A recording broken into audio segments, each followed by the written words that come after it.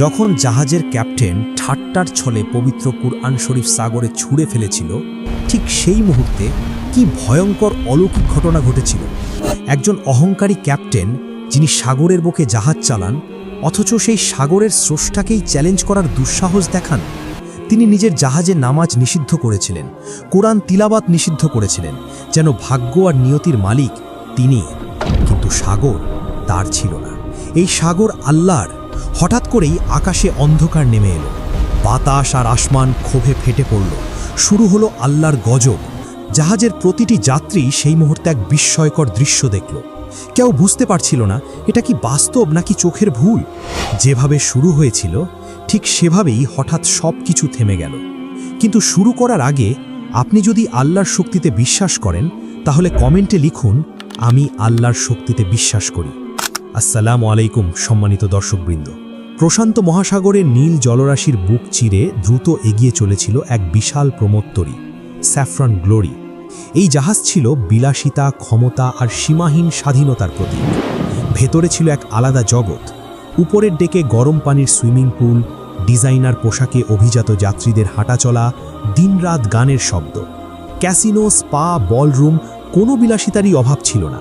কিন্তু ইচ্ছাকৃতভাবে একটি জিনিস সেখানে রাখা হয়নি, আল্লাহর ইবাদতের জন্য কোনো স্থান। এই নিয়মের মূল পরিকল্পনাকারী ছিলেন জাহাজের সবচেয়ে ক্ষমতাবান মানুষ, ক্যাপ্টেন ফ্রেডরিক নোল্যান ছিলেন চরম অহংকারী। তিনি বিশ্বাস করতেন শুধু মানুষ, প্রযুক্তি আর বিজ্ঞানে। ধর্মকে তিনি মনে করতেন সেকেলে কুসংস্কার আর দুর্বল মানুষের অবলম্বন। বিশেষ করে ইসলাম তার অপছন্দের কেন্দ্রবিন্দুতে ছিল। তিনি বলতেন জিন আর জান্নাতে বিশ্বাস করা আধুনিক যুগে হাস্যকর। নিজেকে তিনি সাগরের ঈশ্বর ভাবতেন। একদিন জাহাজের মিটিংয়ে তিনি তীক্ষ্ণ কণ্ঠে বললেন, শুনেছি কেউ নাকি আমার জাহাজে নামাজের জায়গা চায়। একজন ম্যানেজার ভয়ে কাঁপতে কাঁপতে বলল, জি ক্যাপ্টেন, একজন ইন্দোনেশিয়ান ক্লিনার, নাম রিদওয়ান। নোলান ব্যঙ্গ করে হেসে উঠলেন, নামাজ? এখানে প্রাচীন আচার অনুষ্ঠানের কোনো জায়গা নেই। ওকে বলো ইঞ্জিন রুমে সেজদা দিতে, কমপক্ষে মেঝেটা পরিষ্কার হবে। ভয়ের কারণে সবাই হেসে উঠল। কিন্তু নোলান জানতেন না, সব কিছু মানুষের নিয়ন্ত্রণে থাকে না। মানুষের হৃদয় আর ভাগ্য, এ দুটো তার ক্ষমতার বাইরে। জাহাজের বিলাসবহুল ডেক থেকে অনেক দূরে করিডোরের মেঝে মুছছিলেন তরুণ ক্লিনার রিদওয়ান। ঘামে ভিজে গিয়েছিল তার জামা, তবুও মুখে ছিল এক অদ্ভুত প্রশান্তি। পকেটে রাখা ছোট সবুজ কুরআনটি, মায়ের দেওয়া উপহার, এই নির্দয় পরিবেশে তার ঈমানের একমাত্র আশ্রয় ছিল। রিদওয়ান কখনো আদেশ অমান্য করতেন না, কিন্তু নিজের বিশ্বাসও ছাড়েননি। রাতে যখন জাহাজ নীরব হয়ে যেত, তিনি ইঞ্জিন রুমের এক কোণে বা স্টোর রুমের পেছনে ছেঁড়া কাপড় বিছিয়ে নামাজ পড়তেন। ফিসফিস করে বলতেন, ইয়া আল্লাহ, এই অন্ধকারের মাঝেও আমার ঈমান রক্ষা করুন। একদিন লবির মেঝে পরিষ্কার করার সময় দূর থেকে ক্যাপ্টেন নোলান তাকে লক্ষ্য করলেন। রিদওয়ানের বিরতির সময় কোরআন পড়ার অভ্যাস ছিল। নোলান এগিয়ে এসে ব্যঙ্গাত্মক কণ্ঠে বললেন, শুনেছি আপনি কাজের সময় ওই পবিত্র বই পড়েন। রিদওয়ান শান্তভাবে বললেন, ক্যাপ্টেন, আমি শুধু বিরতির সময় পড়ি, এতে আমি শান্তি পাই। শান্তি? নোলান ঠাট্টা করলেন, বিজ্ঞান আর প্রযুক্তি এই জাহাজ চালায়, আপনার 1000 বছরের পুরনো বই নয়। এই বিশ্বাসগুলোই পৃথিবীকে পিছিয়ে রাখে। রিদওয়ান মাথা নিচু করলেন, কিন্তু কণ্ঠ দৃঢ় ছিল। ক্যাপ্টেন, যেটা আপনি বোঝেন না সেটা নিয়ে কথা বলবেন না। এই বই শুধু বই নয়, এটি আলো। নোলানের অহংকার জ্বলে উঠল। তিনি রিদওয়ানের হাত থেকে কুরআন কেড়ে নিয়ে মেঝেতে ছুঁড়ে দিলেন। দেখুন আপনার বই, এটা পড়ে যেতে পারে, নষ্ট হতে পারে, আপনার বিশ্বাসের মতোই দুর্বল। রিদওয়ান স্তব্ধ হয়ে গেলেন। কাঁপা হাতে কুরআন তুলে বুকে জড়িয়ে ধরে বললেন, স্যার, আমাকে অপমান করুন, মারুন, চাকরি থেকে বের করে দিন, কিন্তু আমার কুরআনকে অসম্মান করবেন না। এই বই ছাড়া আমি সব কিছু হারাতে রাজি আছি। রিদওয়ানের এই দৃঢ়তা নোলান কল্পনাও করেননি। এই সাধারণ ক্লিনারের ভেতরে যে এমন শক্তি আছে তা বুঝে তিনি অপমানিত বোধ করলেন। কিছু না বলে ঘুরে চলে গেলেন। সেই দিনের পর থেকে রিদওয়ানের ওপর চাপ আরও বেড়ে গেল। অন্যান্য কর্মীরা তাকে এড়িয়ে চলতে শুরু করল। তবুও রিদওয়ান হাল ছাড়েননি। এখন তিনি কুরআনটি জামার ভেতরের পকেটে লুকিয়ে রাখতেন। একেবারে একা না হলে পড়তেন না। এক গভীর রাতে সিসিটিভি ফুটেজে নোলান দেখলেন রিদওয়ান ইমার্জেন্সি সিঁড়ির নিচে বসে নামাজ পড়ছেন, কোরআন তেলাওয়াত করছেন। রাগে কাঁপতে কাঁপতে তিনি রিদওয়ানকে নিজের অফিসে ডেকে পাঠালেন। এত সতর্ক করার পরও আপনি এগুলো করছেন? রিদওয়ান শান্ত কণ্ঠে বললেন, ক্যাপ্টেন, আমার ঈমান জায়গা বা পরিস্থিতির ওপর নির্ভর করে না। হুমকি দিয়ে বিশ্বাস থামানো যায় না। নোলান আর নিজেকে সামলাতে পারলেন না। তিনি সজোরে রিদওয়ানের গালে চড় মারলেন। চুপ করুন, আমাকে ধর্ম শেখাবেন না। এখনই আমার জাহাজ ছাড়ুন, নইলে আপনাকে সাগরে ছুঁড়ে ফেলব। সেই রাতেই জাহাজের পেছনের ডেকে একা বসে পড়লেন রিদওয়ান। চোখ দিয়ে অঝরে পানি ঝরছিল। পকেট থেকে বের করলেন তার ছোট কোরআনটি। মায়ের কথা মনে পড়ে গেল তার। কাঁপা কণ্ঠে সূরা ইয়াসিন তেলাওয়াত শুরু করলেন। ঠিক তখনই তার পেছনে এক ছায়া এসে দাঁড়ালো। Captain Frederick Nolan. রাগে তার চোখ লাল। তুমি আবারও? তিনি গর্জে উঠলেন। কতবার সতর্ক করেছি। রিদওয়ান উঠে দাঁড়িয়ে কোরআনটি বুকে জড়িয়ে ধরলেন। নোলান আচমকা কোরআনটি ছিনিয়ে নিলেন। তুমি ভাবছো এই বই তোমাকে বাঁচাবে, এই জাহাজকে বাঁচাবে?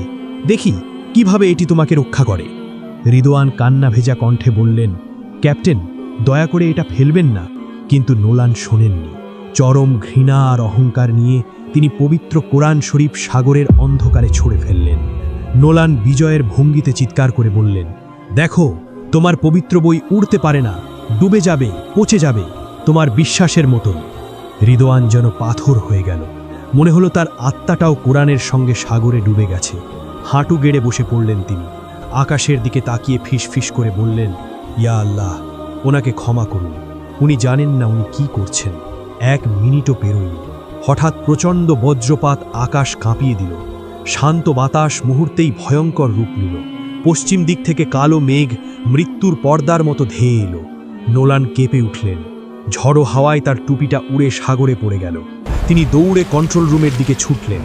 ব্রিজে পৌঁছেই দেখা গেল আতঙ্ক। অফিসাররা চিৎকার করছে, কেউ কিছু বুঝতে উঠতে পারছে না। রেডিও যোগাযোগ সম্পূর্ণ বন্ধ। রাডার স্ক্রিন কালো হয়ে গেছে। কম্পাসের সূচি পাগলের মতো ঘুরছে। এক ভয়াবহ ঝড় আঘাত হেনেছে। এটা কোনো সাধারণ ঝড় ছিল না। কয়েক মিনিটের মধ্যেই পুরো জাহাজ তীব্রভাবে কাঁপতে শুরু করল। ঘুমন্ত যাত্রীরা চিৎকার করতে করতে জেগে উঠল। ভাঙা কাচের শব্দ, মানুষের আর্তচিৎকার আর সমুদ্রের গর্জন সব মিলিয়ে তৈরি হলো এক ভয়াল নরক।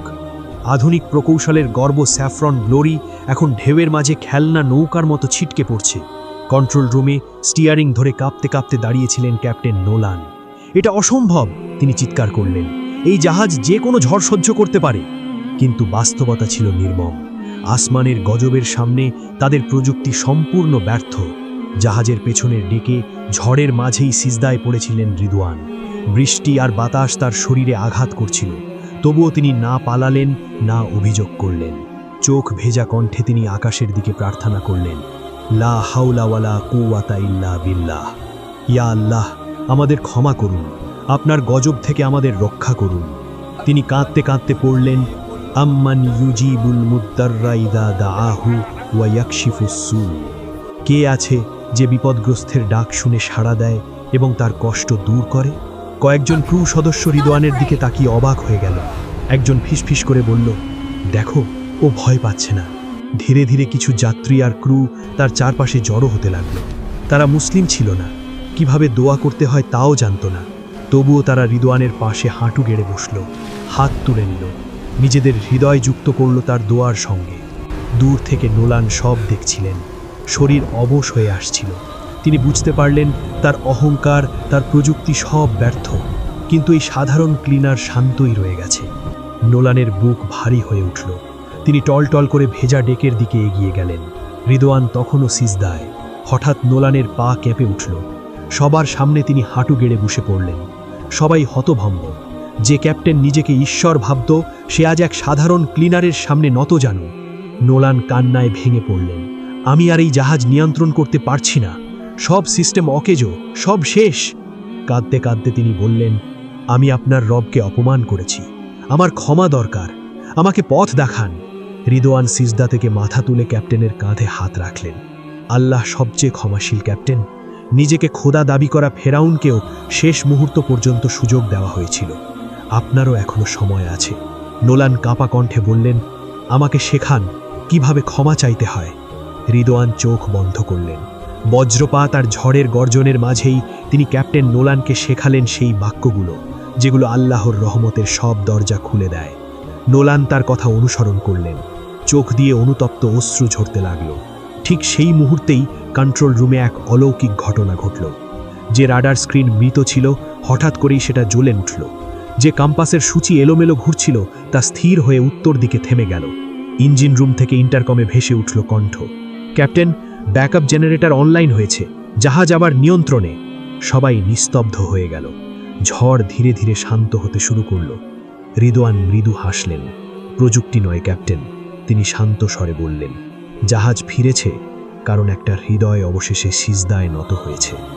ভোরের আলো ফুটতেই স্যাফরন গ্লোরির ডেকে এক নতুন দৃশ্য দেখা গেল। রিদওয়ান ফজরের আজান দিলেন।